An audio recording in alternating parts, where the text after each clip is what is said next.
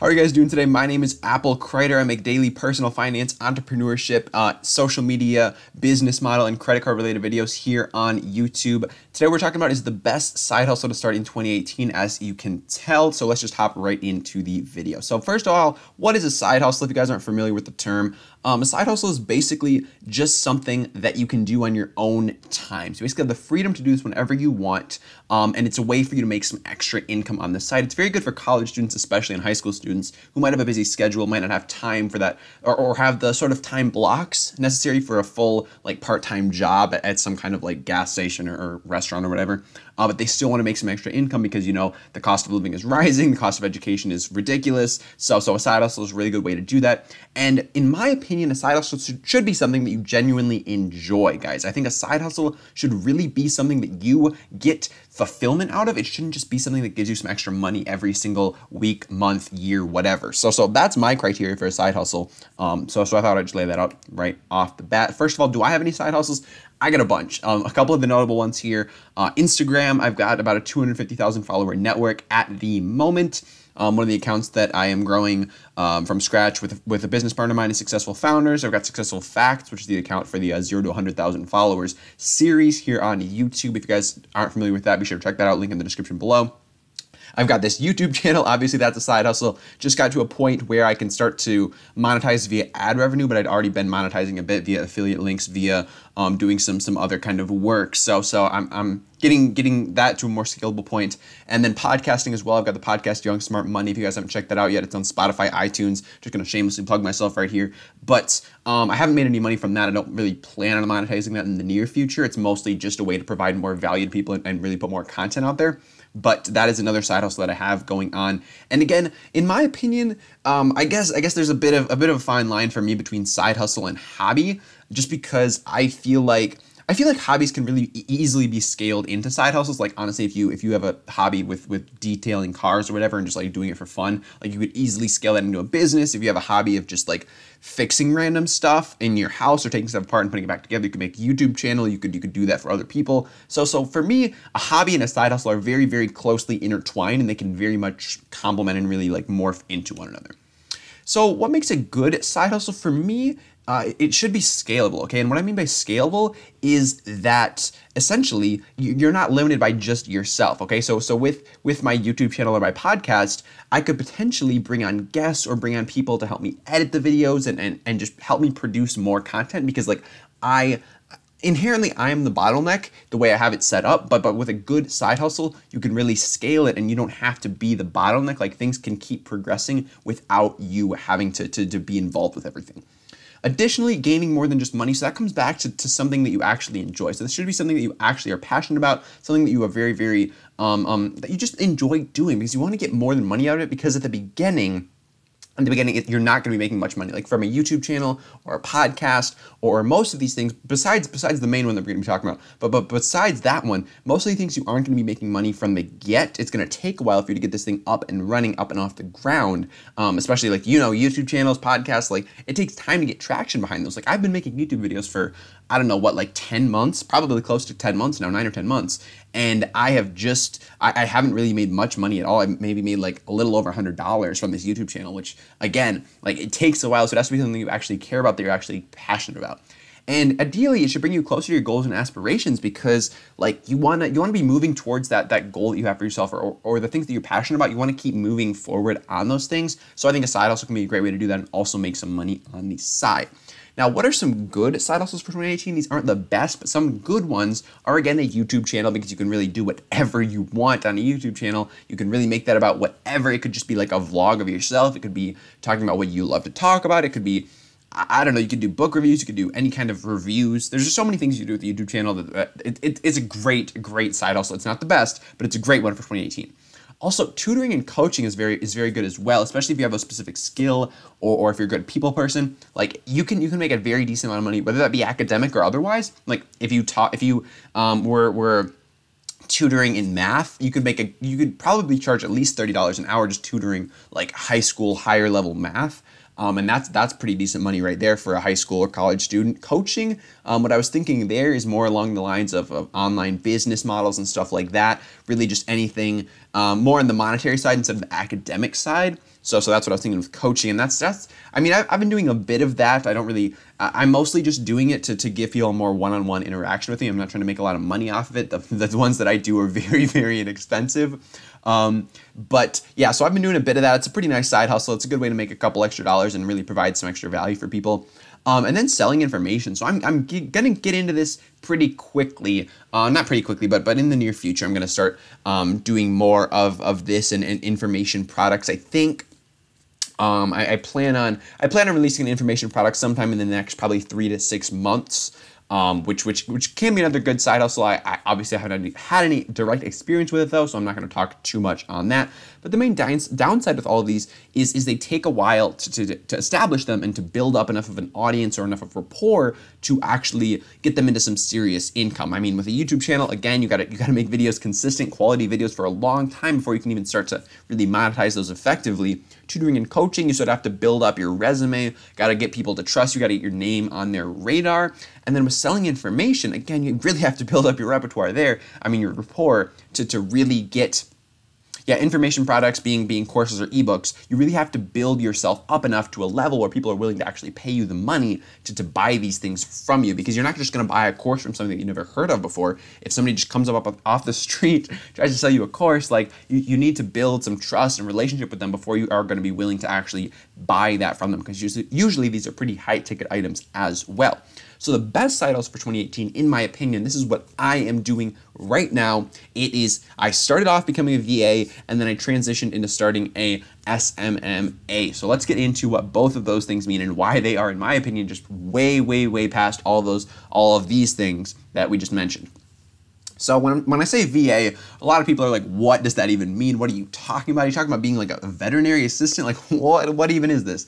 No, it's a virtual assistant, okay, guys? So it's somebody who does jobs for people, basically just random jobs for people that have online businesses that don't want to be doing these things or don't have time to do these things, okay? So when I say busy people, I mean people who make information products. That's a good example. People who sell courses need a way to get their name out, to promote these courses, to do all this stuff, but that's not where their time is best spent. Their time is best spent developing these things and really building streams of income for themselves, but they don't want to be doing all the day-to-day like posting on social media and just like all this like day-to-day random stuff, editing videos, editing podcasts. And that's where a virtual assistant comes in to allow them to step back and focus on the big things, where you can come in and do all the little stuff that has to get done, but it doesn't have to get done by them, because their time is worth so much more than it would cost them to pay you to do this same thing for them. Because I mean, if they're selling a course for $1,000 and they sell, I don't know, if they sell one a day, if they sell one of those things a day, they're making 365 grand a year. Their time is not best spent creating Instagram posts or writing Facebook statuses. Like, their time is best spent doing things that are going to get them the most ROI on their time. So the pros of being a VA, in my opinion, this is a very limited list, but first off, you work with successful people. Like, if people have enough money to hire you to do all this little stuff, obviously they're doing something right, and you get to basically learn from them, not directly, like you're not asking them, you're not being like, hey, coach me and I'll do your Instagram. No, that's not how it works at all. But you're getting exposure to them and you're learning from them. You're learning about their experiences, what goes on, and what they actually do. So spending time around successful people, that's one of the biggest pros, in my opinion, to the work that I do. Also, you're doing very uncomplicated things like writing Facebook statuses, creating Instagram posts. Like, these things aren't hard. You know how to do them. If you're like under the age of, I don't even know, 30, you probably have a basic understanding of how Instagram works, how Facebook works, how Twitter works, and you can do these things very, very easily for these people. And also, you can do as much or as little as you want to, because a lot of times they'll bring you on as a virtual assistant, and then they'll ask you, they'll be like, hey, I have a project for you. Do you want to work on this? And you can say yes, you can say no. And if you don't have time, you say no. And if you have time and you want to make some extra money, you say yes. So that's one of the key things. Being a virtual assistant, you can really do what you want and when you want. And like I said, working with successful people, you're building your network and you're getting paid at the same time. Like the people that I work with doing this, it's crazy. It's crazy how successful they are.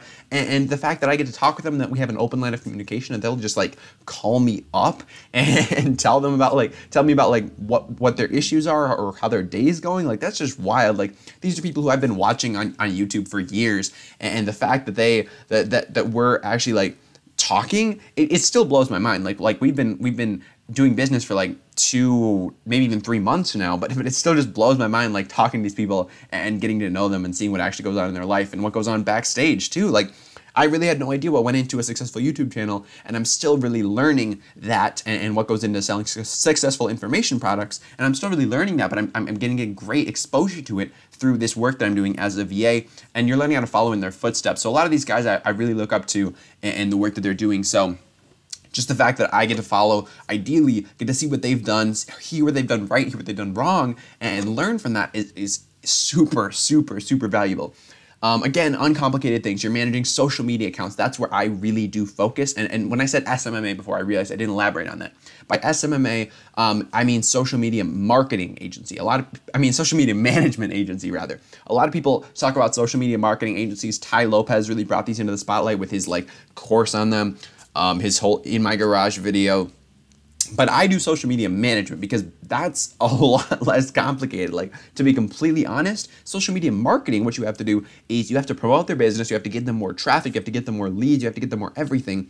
And you really result focused. But with social media management, the difference there, one of the main differences is that you're focused on freeing up their time rather than bringing them in more clients. Like indirectly, you're bringing them more clients because you're doing a good job creating their brand on Instagram and YouTube or Facebook or wherever you're doing this work for them. But the main focus with social media management is you're just freeing up their time rather than driving them more business directly. So again, I was doing social media accounts. That's my main gig right now. I do a lot on social media. That's where I make the majority of my income. I do basic research. So if they have a video topic they want me to do some basic research on, I can do that for them. If they want some graphic design work done, again, I'm not the most, I don't even have Photoshop, but I can make decent Instagram posts. I make them for successful founders, which has grown pretty quickly, and people seem to like those. So I feel like I'm pretty qualified to make Instagram posts. And stuff that's just easily explained. Like they'll tell me what they want me to do, and there's not much interpretation to it. It's just like, this is what I want you to do by this date. Can you do it? And I say, sure. And then I do it. So it's very, very straightforward stuff. Again, you get to do what you want. You get to add clients when you have time, when you feel like adding more clients. You reach out to the people who you look up to and whose YouTube videos you've been watching for 2 years, because those are the people that you actually want to work with, and those are the people that you actually want to learn from. So that's really big. And then market yourself based on your strengths. Like go to people and tell them what you're good at. If you're good at social media, then be a social media manager. Like start that. If you're good at graphic design, then offer to make their thumbnails or to create Instagram posts or do stuff like that.